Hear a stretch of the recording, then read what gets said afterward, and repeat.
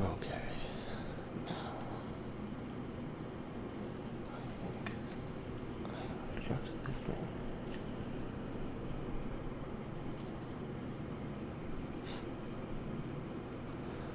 The Christmas Teddy Bear by Elizabeth Meridian.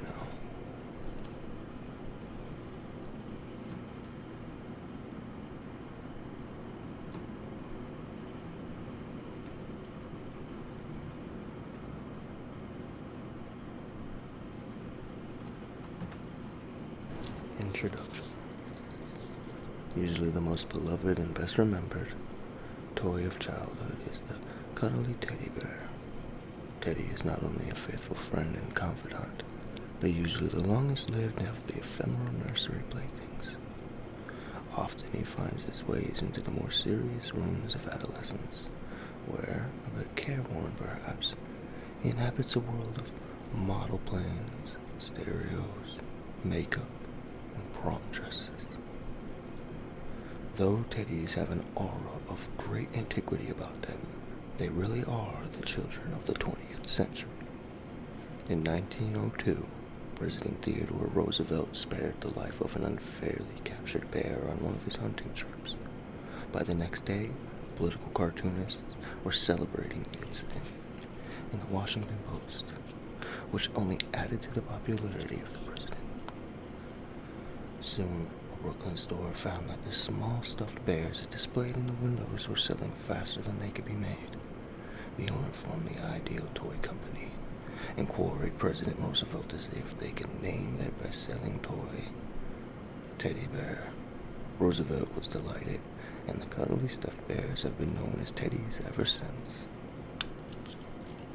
Teddy bears and Christmas go together, as well as teddy bears and children. We are delighted to bring you this charming story about a very special teddy bear, written especially for us by Elizabeth Meridian. Given a gift of a new life by all the other Christmas toys left in a cottage by Santa, the tale of generosity and sharing symbolizes the beautiful spirit of Christmas, with its golden cord to hang upon the boughs of your Christmas tree. We hope to bring you added joy to your holidays. Merry Christmas. And then it's signed by the author.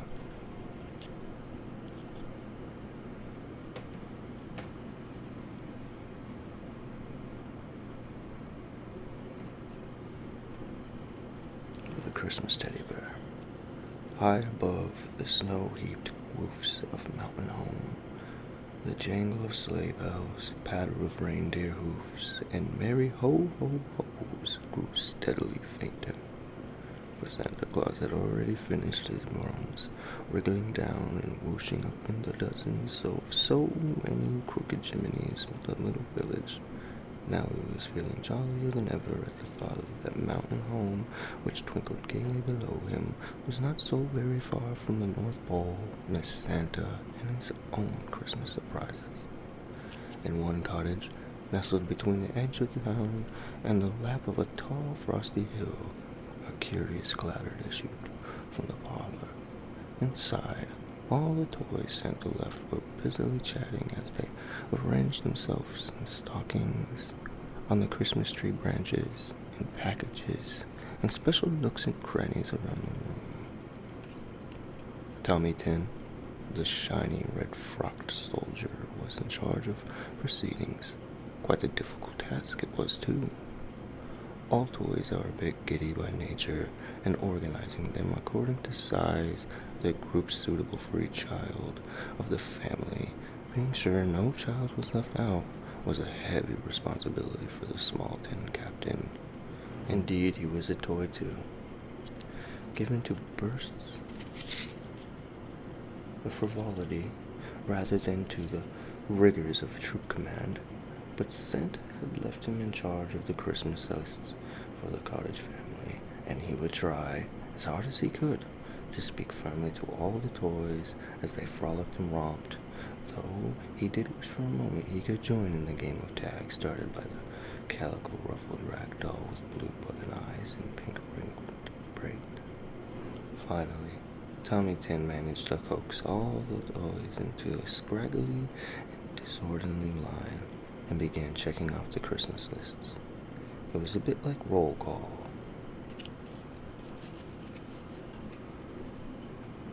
And here's the pictures.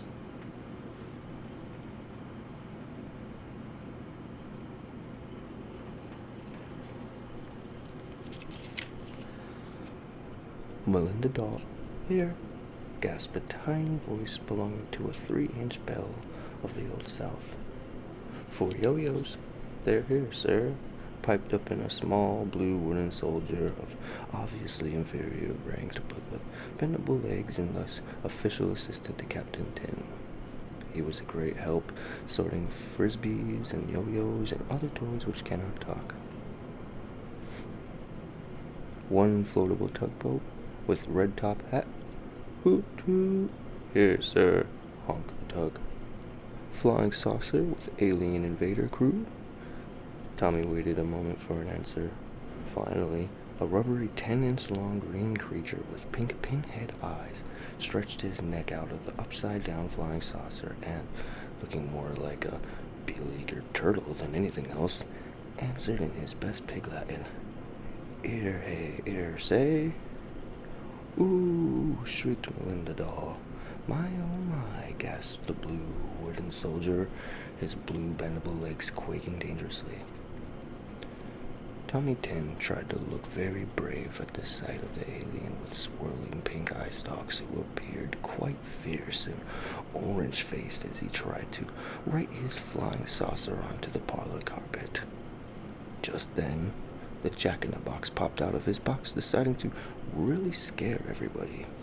The whole group of toys dashed, rolled, and rattled their way into corners as far as possible from the flying saucer, who was so scared of Jack-in-the-Box he took to hovering in the purple plastic saucer a few feet in the air.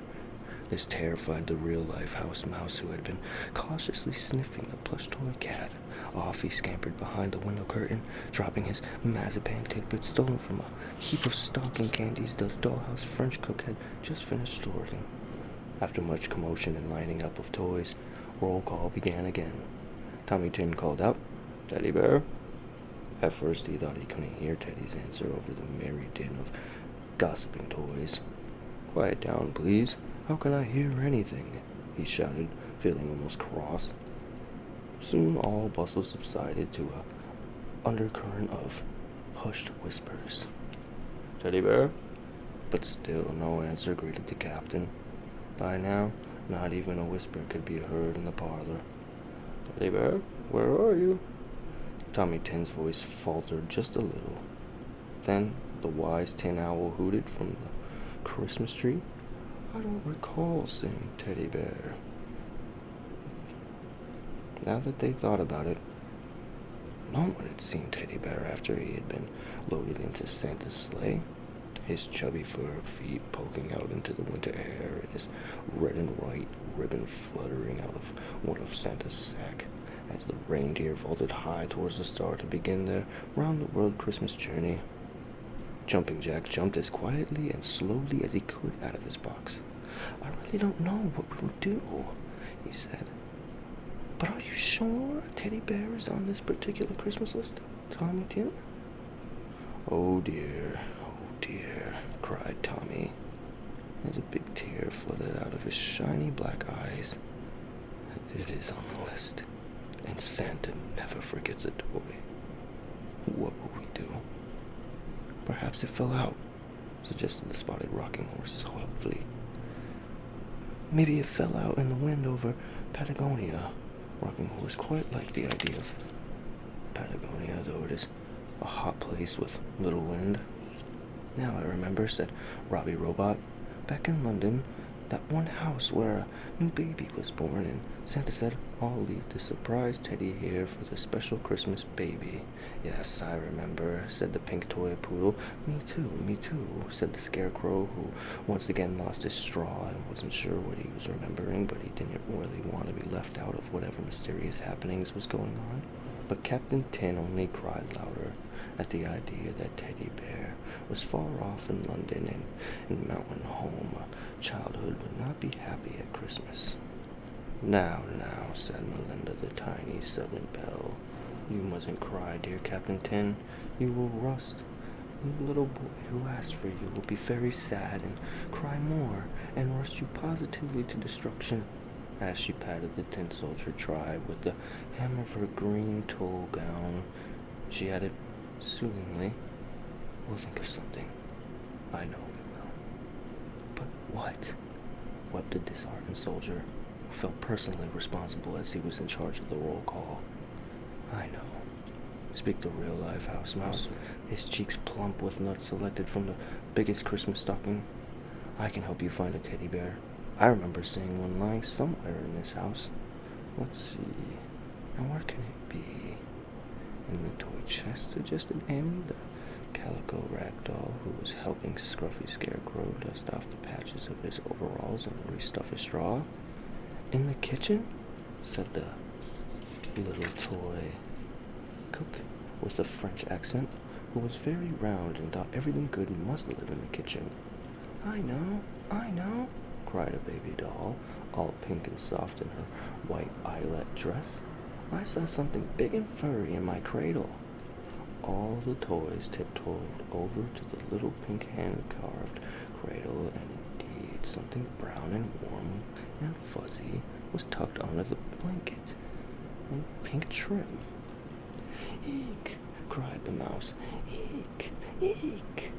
And off he scuttled into the crevice into the chimney, for in the cradle was the family cat. Come now, purred the cat. It's Christmas Eve, and everyone knows cats don't eat mice on Christmas Eve. With those words, the cat gave a bored meow and stretched himself slowly in all his cat directions, jumped out of the cradle, and wandered out of the parlor toward the kitchen, where Mommy always left a bowl of cream for him to eat for his post-midnight pre-breakfast snack. The mouse poked his head out of the crevice, though he decided the rest of him was better to stay behind in the fireplace bricks until he was sure the cat was not up to any of his old cat tricks. Here's the picture.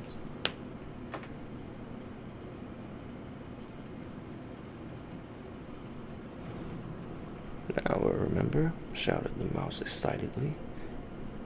He had just crept out of the fireplace, and all the other toys gathered around, eager to hear.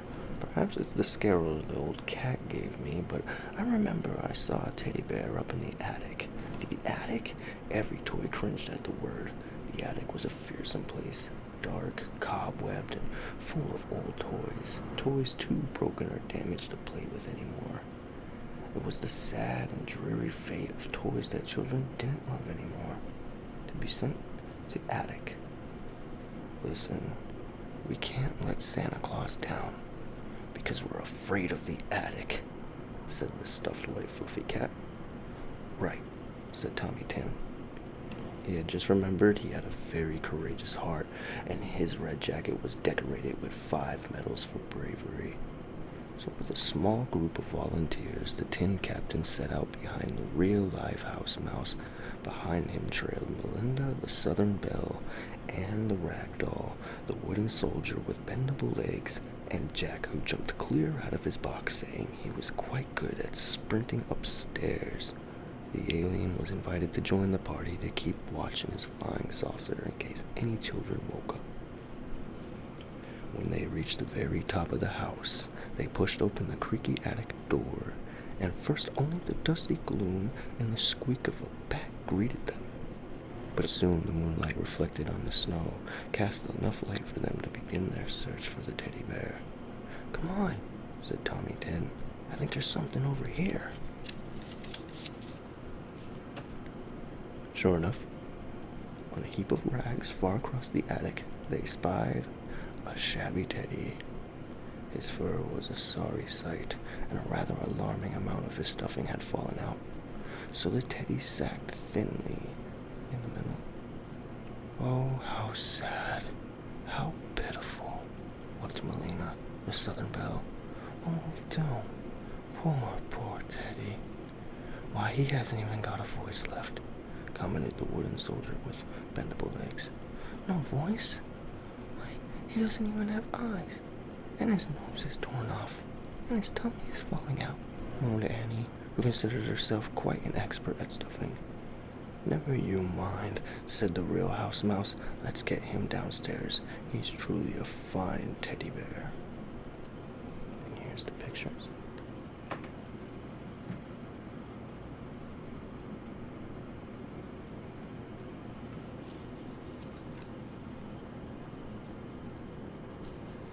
He's truly a fine teddy bear. Was at any rate in his day. He belonged to the mommy of the house when she was just out of the cradle herself. Maybe we can fix him up to look like new. Captain Tommy Tin looked doubtful, but felt at all costs the captain must keep up his troops' morale, and in any event, toys being such a silly lot, not destined to remain gloomy long, he decided it would be a great deal of fun, rolling Teddy downstairs and making him well again. So with the brave captain coaxing and cheering them on, the sturdy group of volunteers pushed Teddy downstairs with hushed bumps and thumps all the way into the parlor. They left, by the way, such a trail of stuffing and fur bits that the next afternoon the mommy of the house wondered how her front stairs had become so untidy in the night.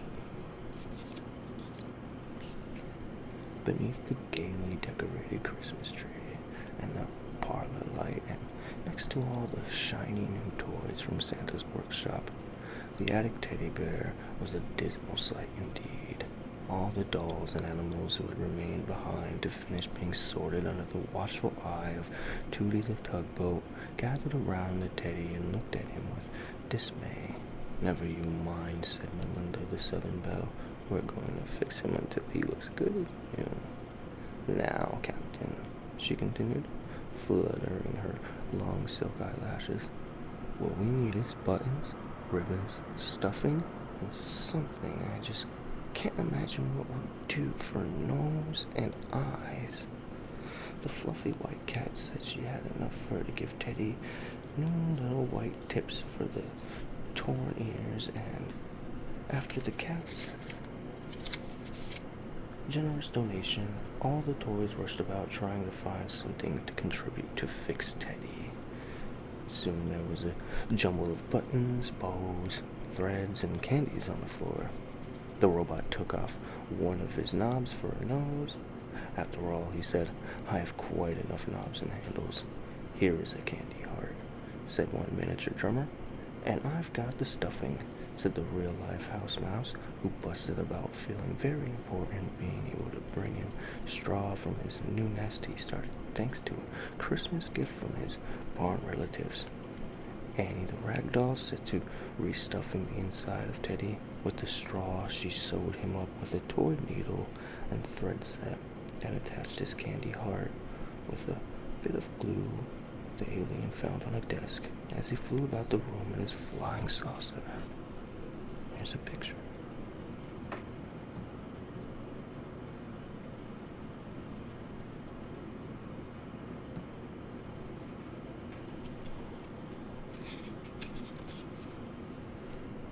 As he flew around the room in his flying saucer, trying to be helpful, the pink yarn toy poodle donated a bit of himself to make a mouth for Teddy, which Melinda tacked on to the Teddy's face. Then suddenly, to everyone's delight, Teddy began to talk. My, oh my, bless my buttons, he chuckled. But where is my vest? It's Christmas, and I'm not at all dressed for it. Vest, said the toys in unison. Why, yes, I always wear a Christmas vest. Where have you been all these years? Don't you know a thing about Teddy fashion? And then Teddy, being a round, stout fellow, thanks to the house mouse filled to the seams with straw, laughed heartily and jiggled until the baby doll cooed with delight to watch him. I know, said the tin captain. We can use this as a vest. Here's a picture.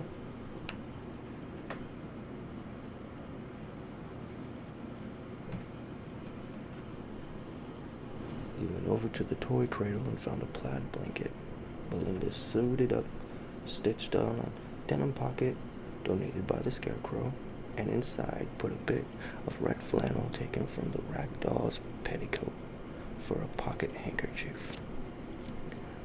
"But I can't see very well," wailed Teddy. In fact, in the rush to fix him up, Melinda had sewn the button eyes on crooked. Before his eyes could be straightened out, a cry went up from the alien who was near the window in his saucer. He had spied a pair of spectacles on the sill and was about to bring them for Teddy to see better. When he saw the sun rising over the frosty eastern mountains, the alien cried out, "Ande, ande." Dawn, it's dawn, all the toys took up in the cry. Just then, the patter of little feet could be heard on the front stairs. "Hurry, hurry," ordered Captain Tommy Tin. "Places, everyone. The children are here. It's Christmas at last." And one final whirlwind and pandemonium, all the toys dashed to their places under the tree and into their packages and stockings. The alien in his purple saucer had just settled the spectacles on Teddy's eyes when the parlor burst open, leaving him only time to make a crash landing right into Teddy's lap. But Teddy's rather loud "Ouch! Careful there, little green fellow," was drowned out by the chorus of oohs and ahs from the children as they paused one wonderful moment before rushing towards their stockings and gifts. To Tommy Tin's ears came the sweetest of all sounds, a little girl's voice saying as she gathered up the teddy bear in her chubby arms, "Why, this is the teddy bear I've always wanted. And look, Papa, he's even got spectacles just like you." The end. And here's the last two pictures.